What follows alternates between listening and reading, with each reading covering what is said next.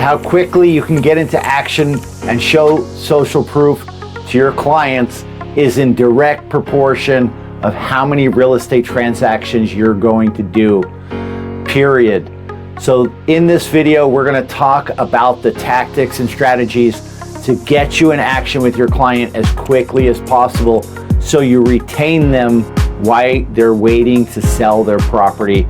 We're going to focus on probate, but this can translate to any type of transaction.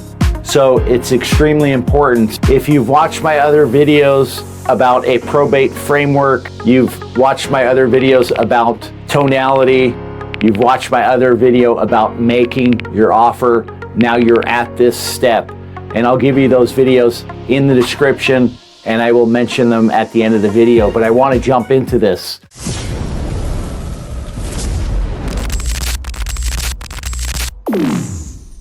So if you are wrapping up the conversation, you built rapport like a champion, you've now ingratiated yourself with this person, they actually feel very comfortable with you, you've got to know them, you've shared some intimate stories about yourself and possibly the person that they have lost, hence why they're inheriting the home that you're calling about, and you're ready to move on, and you've also made your offer. You've laid out all the things that you can help them with in probate. Very important video to have your offer ready. You have to have a unique selling proposition, something that sets you apart from the rest. But this is after you've done those other steps, then you need to get into action, right? So I conclude my offer and then I say, have you considered, Mary, whether you're going to move into the house? Are you thinking about getting it rented out? Or are you considering selling the property, right? Ideally, they say, we're definitely looking to sell. Perfect, that's my ideal candidate. Now, if they tell you they're not sure yet, they're not sure if they're going to rent the home or they're going to sell the home, then instantly I go, okay, Mary, I understand that you're dealing with the loss of your mother, and you have a lot weighing on your mind, and I know you also have to deal with your brothers and sister, so I understand that you're not prepared to make a decision yet. Completely get that. But in my experience, Mary, the clients that I've dealt with in the same exact situation that you're in right now have found it very, very helpful to get some rental comparable sales and also some sales that are happening in their subdivision, all the active, pending, and sold homes, so they could put some numbers behind the thought process of what makes more sense, renting the property or getting it sold. Because in my experience, you really never want to rent a home if you're going to have negative cash flow. If you're going to be at a loss every month, it's generally not a very good idea unless you feel like you can raise the rent, or unless you think rent's going to go up drastically in the next couple of years. It's probably not a good idea to operate at a loss unless you have the money to come out of your pocket to pay for new carpet and paint and vacancies, why the house becomes vacant as you're turning over tenants. Because it's very likely that a tenant will live there for a year and then they will move out and you'll have to do some repairs, and that might take a month or two or 3 to get the home re-rented. So I want you to know what your rental payments are going to be and also what you could sell the home for now, Mary. Does that make sense? Perfect. Can I get your email? Of course. Thank you so much.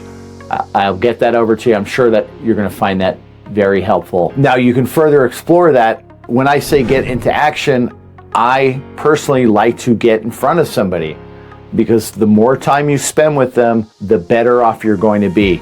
Because it's one thing to talk to somebody over the phone, but another thing to actually meet them in person and sit down with them, have a conversation, look them eye to eye, and feel their presence, feel that they are confident, feel if you trust this person, right? It's a very different thing than talking to somebody on the phone as to meeting them in person. So you could take it another step further and say, I can email that to you, Mary, or what I'd prefer to do is I'd love to get together with you sometime later this week, maybe Thursday or Friday, which is a funnel close and we can go through the rental comparables, and we can go through the sales comps. And then we can also talk about the unique features of your property and what I think we could get it rented for, and how you could potentially improve the value of your home very inexpensively to either get more on the rental market or to raise the value if you did end up selling, right? So you're trying to get an appointment. If they don't want to do that, then of course you can then defer and say, okay, well, how about we do a Zoom meeting and look at these comparable sales, and then you can tell me which homes in the community are most like yours. Then we can get a very accurate estimate of what your home is going to sell for compared to the homes that are the most similar to your home in these comparable sales and these comparable rentals. Now, if she doesn't want to get together on Zoom either, it's too soon. Of course, you still want to go ahead and send those rental comparables and those active, pending, and solds. You also might want to add, hey, Mary, I know there's other tools like Zillow and Redfin and Realtor.com, and they're all going to give you online estimates. But the thing to know, Mary, is that typically they're not that accurate. They're a good indicator if the market is going up or down. So I look at those tools also because I want to see what your buyers out there in the market are looking at. But I know from experience that if your community is different than another community that it sits adjacent to, then the estimated price that Zillow is giving you can be wildly off. For example, I had a home that was in a non-gated community sitting right across the street from a guard-gated golf community. So Zillow's pricing was including the guard-gated golf community, and they were wildly off on the estimated value that they gave for my client's home. And I had to explain that to my client, but once I showed him the difference in the pricing per square foot from one side of the street to the other, then it made sense, and then he got it, and then we listed the home at the appropriate price. The other reason that you can get together with somebody or do a Zoom, if you happen to know that there was an addition on the property. I've had homes I sell that sometimes they have an addition on the property, and I tell the client that if there's an addition on the home, it can be very, very consequential to how much the home is going to sell for, because as we know, most professionals price a home per square foot. So was the addition added on appropriately on tax records, or was it not? And typically when I meet with a client, I'm going to bring a sketch from the county tax assessor's office and show them whether there was an addition put on the house or not, in addition to walking the house and seeing with my own two eyes that that's the case. The other ways you can get into action with a client is, of course, when you deliver your offer, you find out they are looking to sell. Then you say, is there anything that I've mentioned on my list that I can help you with? Do you need clean out of the property? Do you need to paint the property? Do you need to assess how much it's going to cost to do carpet? And then, of course, you want to let them know, listen, if the carpet is in very rough shape and the house cannot get financing, then the chances that it's going to sell for a lot less are going to go way up. So if you have carpet that's in really, really bad shape, or if there's issues like the stove is missing, or there's other issues that's going to prevent the house from getting financing, it's best that I come over, I can take photos and some measurements of the area that's affected and get it to the right contractor. That way we can get you pricing. So when you do get a notification from the court that you're ready to sell the property, you will already have a contractor lined up, you will already have pricing in place, and then together we can determine whether you are going to pay for the repairs, if you're comfortable with that, or if you'd like me to pay for the repairs and then get reimbursed at close of escrow when the house sells. So use your list of services to get into action, whether that's a pool, maybe that needs cleanup, whether that's a yard that needs to be raked or mowed or cleaned up in any way, whether that's paint, carpets, whether they have cars on the property that need to be sold, whether they have tools at the property that they would like to sell, motorcycles. These are services I offer. Watch my last video and you'll get that full list. But hey, can I come over, Mary, and check out the car? And that way I can start doing some research, and then I can definitely let you know what I will offer you for the car, or I will place it out there with my different buyers and see who wants to make you an offer. Because that's one of the most difficult things for people to take care of, especially when they're out of state like you are, Mary, right? So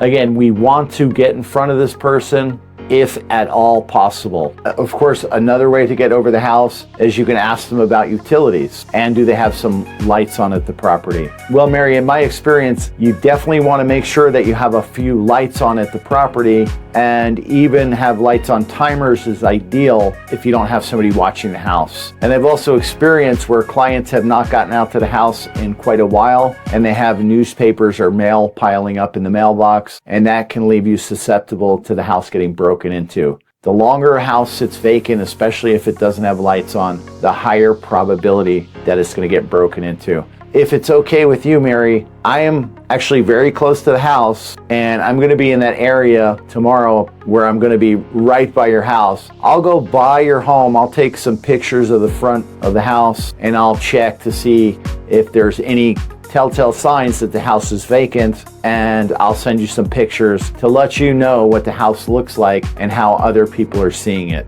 Is that okay, right? So this way, again, you're getting into action with this person. You're engaging them. You're showing them that you are the trusted source to help them, again, any way possible to get engaged with them and stay in touch with them. We want to use multi-channels to stay in touch with them. But of course, number one is to build rapport out of the gate, and then to get into action any way possible. So again, a drive-by of the property just to assess what the property looks like from the exterior, looking at the cars that need to be sold, looking at the motorcycles that need to be sold, looking at the repairs. These are all fantastic ways to stay in touch and add value. Another thing I always like to do is assess, is it likely that they're going to need a cash offer, or is it more likely that they're going to sell on the resale market? So if it is a cash offer, then I let them know that I'm going to actually show them all the investors in my database, because there's two ways to sell this. Is number one, that we can put it on the market and get you multiple offers very quickly, or if you'd prefer, Mary, I can send it out to my investors. We can get you multiple offers, and in that situation, then you're only going to have to pay one commission. And as most people know, one of the most expensive parts of the real estate transaction is paying two commissions. So it might make sense to send it to my database and get you multiple cash offers and see if we can find an offer that you think is acceptable, and that could save you a lot of money. And again, if you didn't like it at that point, then we can still take the home and list it on the resale market and see if we can actually get an offer that's higher that will end up netting you more money, which will also show her that you're not attached to any particular way of doing it, that you're giving her options so she can consider what she thinks is best, and that even if it doesn't work, that there's still other options that can be explored. Most agents only have one way of selling or offering something to a client, and that makes the client feel standoffish. It doesn't put them at ease, like they're in charge. I always tell clients, listen, you are in charge. It's all about what you want to do. I'm never going to tell you what to do. I'm only going to offer my suggestions and tell you what I think we should do. And at the end of the day, you're in charge, and I'm going to listen to you, and we're going to do what makes you feel comfortable. I'm only your guide, but this is your show and you are in charge, which sets them at ease, makes them feel very comfortable that they're not dealing with the average pushy real estate agent, because that is the perception. Because so many people, instead of finding out what the client wants or needs, they are pushing their own agenda to get the listing because they are desperately scared. And then they display their commission breath to the client, and the client immediately is getting turned off. So before you get off the phone with them, you can also tell them, when I set you up on that listing alert and I start sending you all the active, pending, and sold homes in your community, I'm also going to send that to myself, Mary, because I want to know if anything changes in your community, if a home goes under contract, if something actually gets sold, if something new gets listed. I want to know about it, because those are going to be elements that are going to affect your sale, and they're going to show us that we can get more for your home, or that we have to take those sales into consideration so we price the home appropriately. So I'm going to stay in touch with you, Mary, as activity changes in your community, and I'll keep you posted. So I do suggest that you look at the properties I send you, but know that I'm going to be watching them too. And one of the reasons you might want to take a look at those is because it's going to be easier for you to price your home if you look at the comparable sales over time instead of just trying to look at them all at once and you're trying to take in all the data from the other homes in one chunk instead of over a little bit of time to get a little bit more nuanced feel of what's happening in your community. So that's why it really will benefit you to get the comparable sales sooner than later.